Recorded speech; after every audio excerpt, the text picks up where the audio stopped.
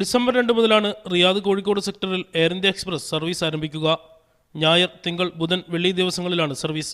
ഉച്ചയ്ക്ക് 1:15-നാണ് കോഴിക്കോടേക്കുള്ള വിമാനം. 185 പേർക്ക് യാത്ര ചെയ്യാനാവുന്ന പുതിയ വിമാനമാണ് സർവീസ് നടത്തുകയെന്ന് Air India Riyadh manager Kundanlal Gothwal പറഞ്ഞു. We are deploying a brand new aircraft of Boeing 737-800 series, which are having a capacity of 185 passenger, all economy class, offering free baggage allowance of 30 kg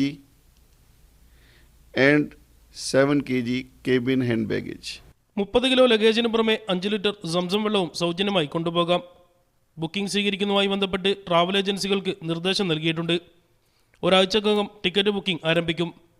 റിയാദിൽ നിന്ന് കോഴിക്കോടേക്ക് നിലവിൽ നേരിട്ട് വിമാനമില്ലാത്തതിനാൽ മലബാറിൽ നിന്നുള്ള പ്രവാസികൾക്ക് പുതിയ സർവീസ് ഏറെ ഗുണകരമാവും.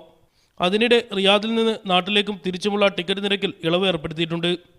Air India has reduced the basic fare on Riyadh Cochin, Riyadh Trivandrum, Riyadh Delhi, Riyadh Bombay and their return journey also.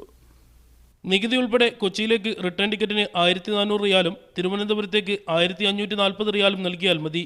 Bombay വഴിയോ ഡൽഹി വഴിയോ രാജ്യത്തേക്ക് എവിടേക്കും യാത്ര ചെയ്യുന്നവർക്കും ഈ ആനുകൂല്യം ലഭിക്കുമെന്നും അദ്ദേഹം പറഞ്ഞു. റബി മുഹമ്മദ്, മീഡിയ 1, റിയാദ്.